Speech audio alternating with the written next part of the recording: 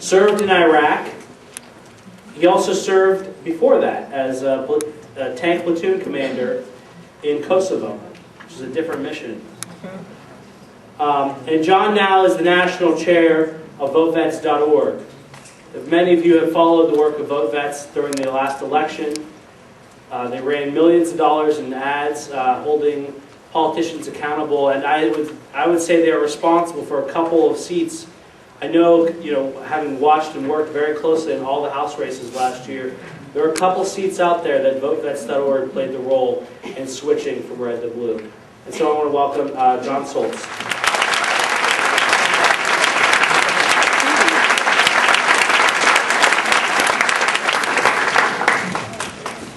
That's about the warmest welcome I've gotten since I returned home.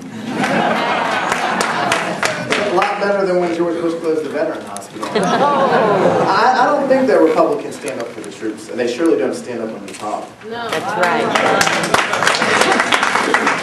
It's great to speak in front of a group here that I can honestly say is actually the only side of the American political spectrum right now that's fighting not just for our troops in Iraq, but the veterans when they come home.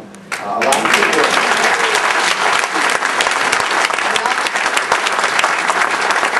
Sometimes I say things I shouldn't say, but George Bush is just too cheap to take care of the vets. That's why you have the comments in the Washington Post today and yesterday and Walter Reed. Tom didn't tell you that I might raise a lot of money and I might come up with some great messages, but he's the one that tells me how to spend it. And Brian, I didn't know you said something. I wish I could get control of the lead on George Bush. Well, I wanted to talk serious for a second. We're trying to show you all some commercials. I don't do computers, so we're going to try. But a lot of people ask about VoteVets and what we do, so the easiest thing for me sometimes is to show you our work. Like Tom said, though, I am an Iraq War veteran. I served in Iraq in 2003 and in Kosovo in 2000. I like to do this every time. I know I saw Dick Class over here from VetPack somewhere. Where are all the veterans at? Can y'all stand up for this? Stand up.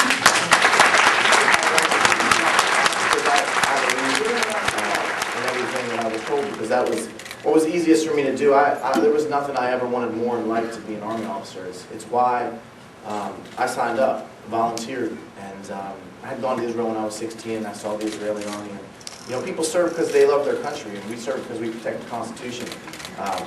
We go where politicians send us. Some people like Barbara Lee were right. Some people were wrong, but it doesn't. Either way, we did our mission. And the war for me really started the moment I came home, and I sort of had to realize that I was the guy that wanted to die for weapons that weren't there. Even though I believed in the war, I went on stop-loss, which meant even though my time was up, I still went. And I know you always hear about the guy on the street, but sometimes you realize you're that guy.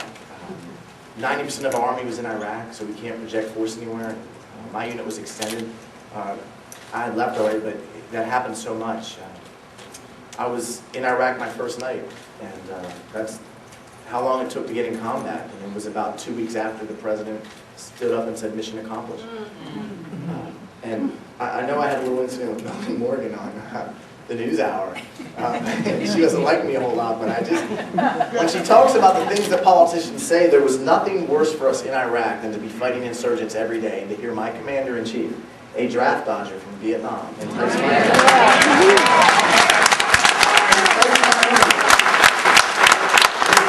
bring it on. That's so easy to say when your kids are hanging out in Argentina. So, when I came home, you process all these revelations, and I even went to the VA. It was very hard for me. I didn't sleep right, and it was very difficult when you go to the Veterans Hospital where I went in Pittsburgh, and you found out that George Bush was going to close 8 veterans hospitals in the country, including the ones you went to.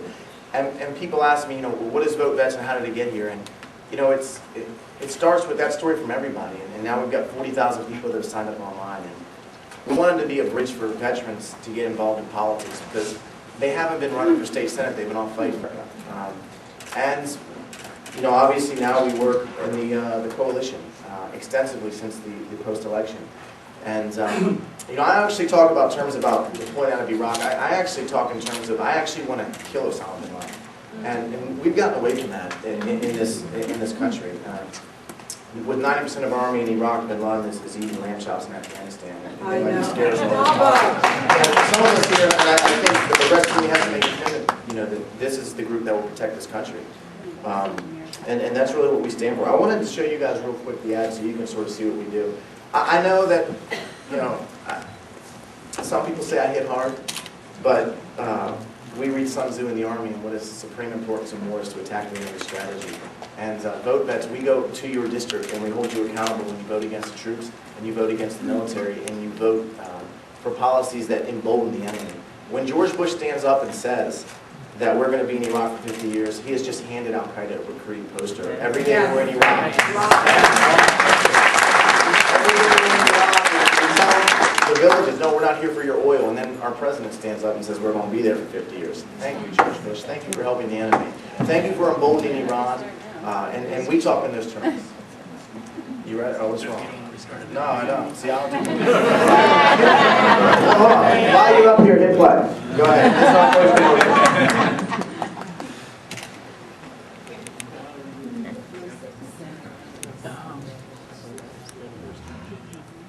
Slide it down. Where we go?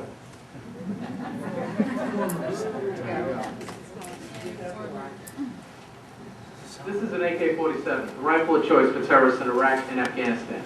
This is a vest left over from the Vietnam War. It's the protection we were given when we deployed to Iraq.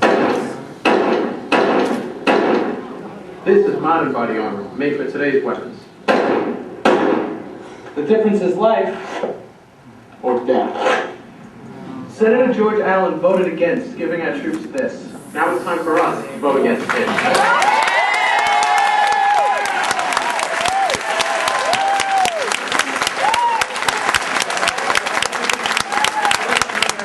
Senator Jim Talon, Senator John Kyle voted against giving our troops this.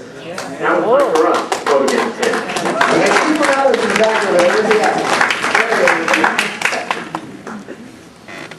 So we ran that one ad, and then all of a sudden we started running everywhere else because it was actually the small donors that had given us so much money online that it was very easy for us to continue to run those ads in all those different states. And everybody came after me.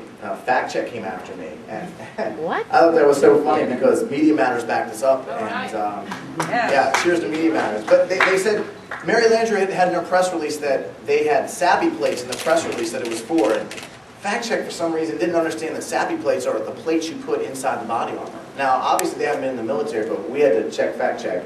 But Media Matters helped us out on that. And when people start attacking your ads, that you're making money.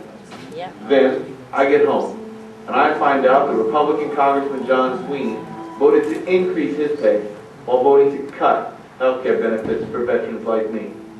That may make sense from where he sits in Congress, but not from where I'm sitting. VoteVets is responsible for the content of this advertisement.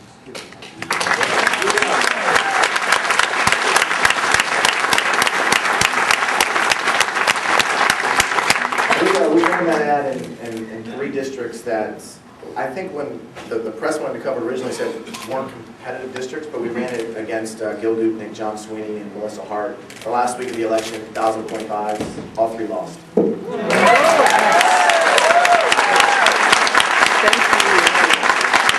Laden is still a threat. Because of Iraq, our military spread too thin. Because of Iraq, there are more terrorists in America. It's less secure. So if you see commercials telling you to be afraid of terrorism, remember, it's because of Iraq.